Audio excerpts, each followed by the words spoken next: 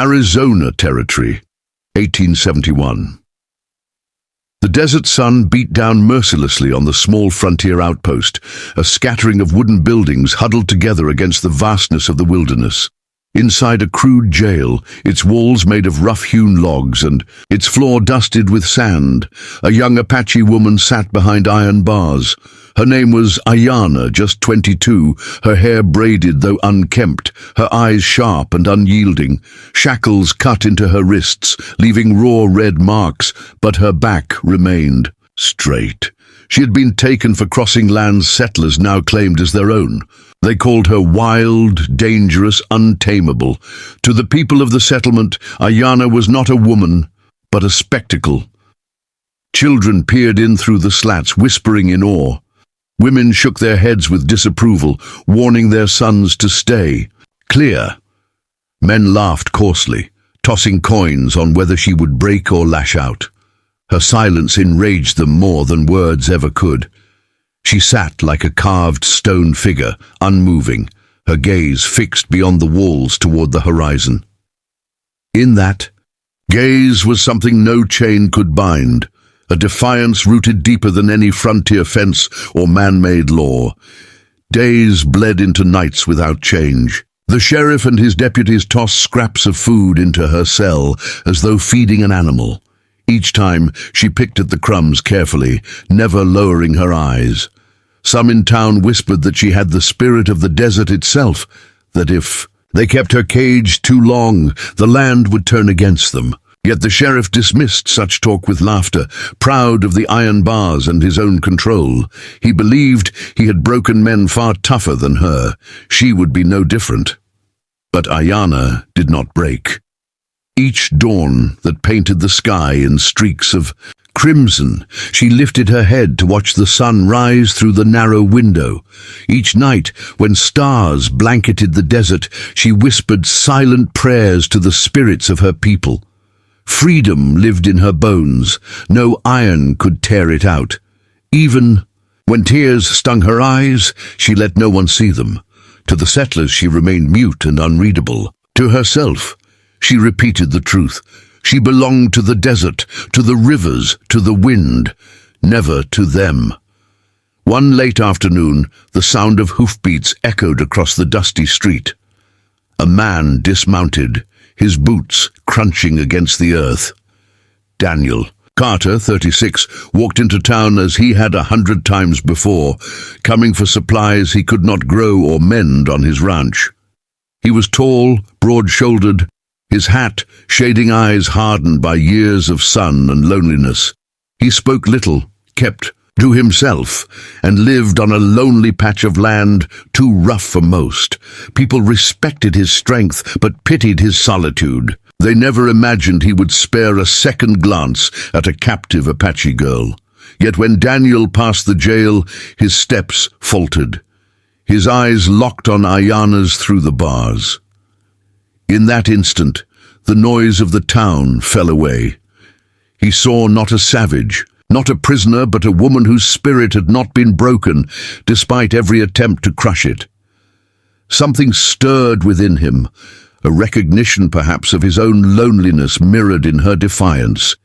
He had buried loved ones, fought to keep his land alive, and endured silence that echoed louder than any gunfire. And now, in her steady gaze, he saw fire enough to light the dark. He stepped onto the porch where the sheriff sat with his boots propped on a barrel, chewing tobacco. "What's she in there for?" Daniel asked, his voice low and measured. The sheriff spat into the dirt and grinned. "She's Apache, that's reason enough. Wild as a rattler. Took her sneaking too close to settler land. If I had my way, she'd be shipped off, or worse. But until then, she stays behind those bars."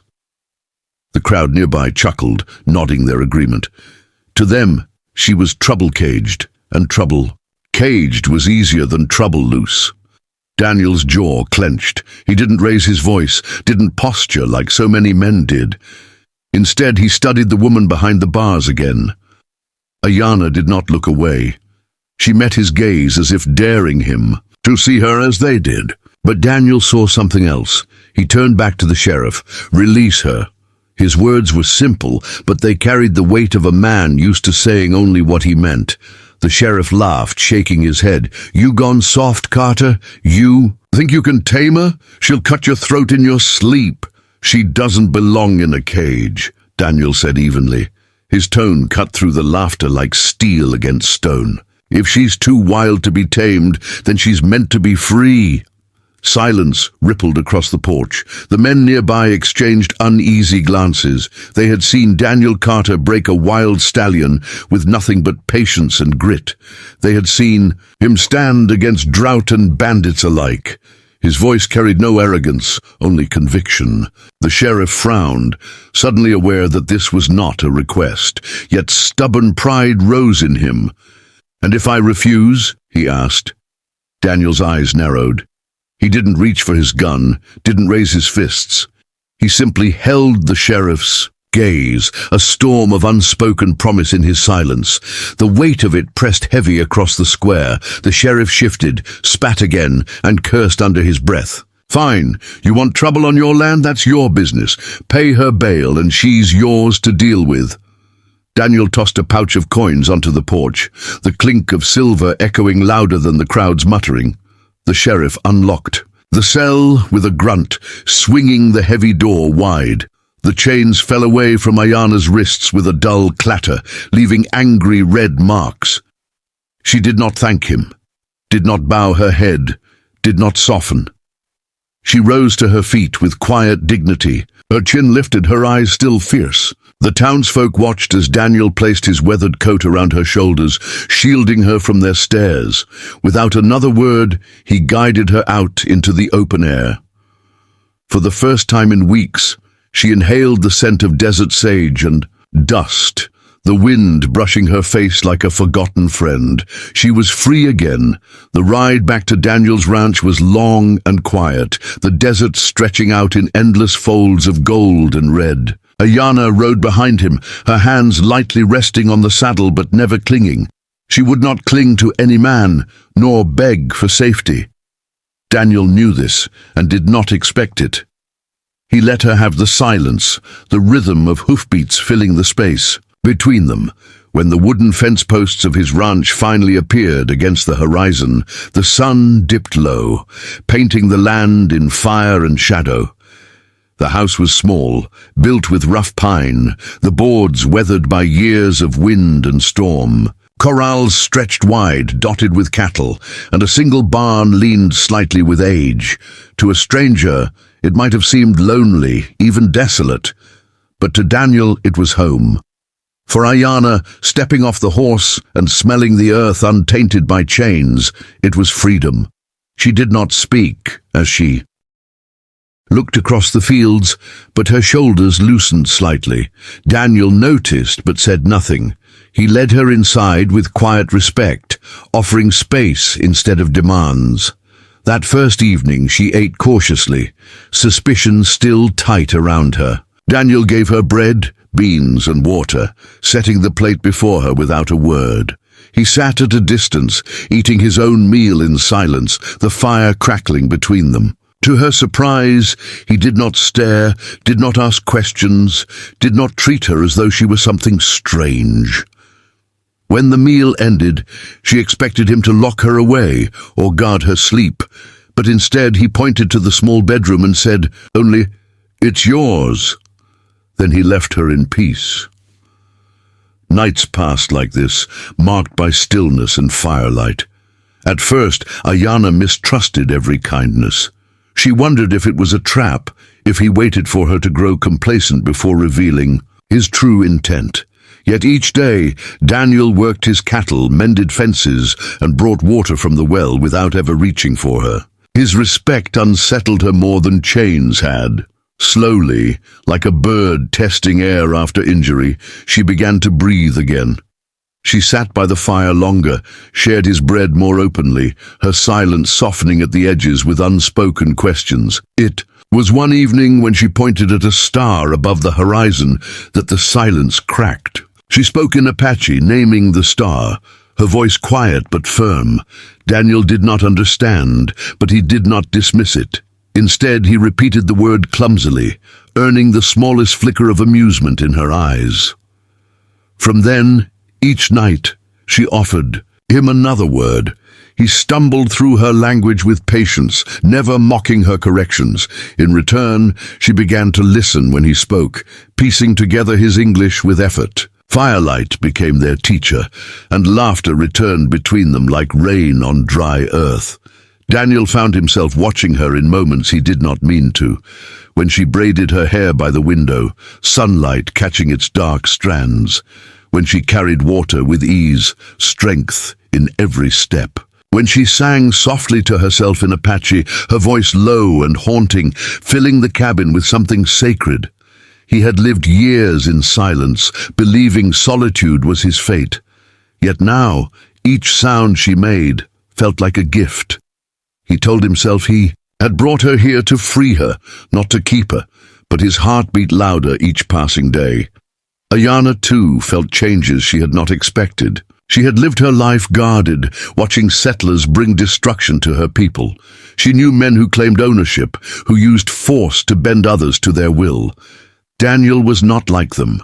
He asked for nothing, yet gave her everything she needed: space, food, shelter, and dignity. It unsettled her at first, but slowly warmed her spirit. She realized she did not wake each day fearing him. Instead, she found herself listening for his boots outside, for his voice greeting the dawn. Loneliness faded, replaced by a fragile but growing trust. As weeks turned into months, the ranch transformed. Daniel no longer worked alone. Ayana joined him in the fields, her hands deft and unafraid.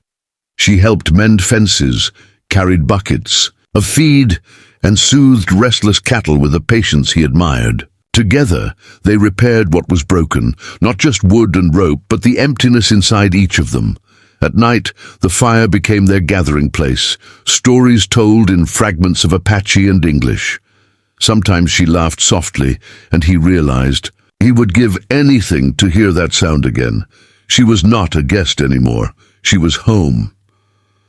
One evening, beneath a sky ablaze with stars, Ayana sat beside Daniel near the corral. The horses grazed quietly, and the air was cool, carrying the scent of sage. She turned to him, her voice low but steady. "You did not break me," she said in halting English. "You gave me back my spirit." Her eyes shone with something beyond gratitude, something deeper, freer. Daniel swallowed hard, his chest tightening. He reached for her hand, rough with calluses but warm in his palm. "And you," he whispered, "gave me back my heart." The words were simple, but they were truth. From that night forward, their bond was no longer fragile. It was woven in freedom, in the choice they both made to walk beside one another. Daniel did not try to tame her.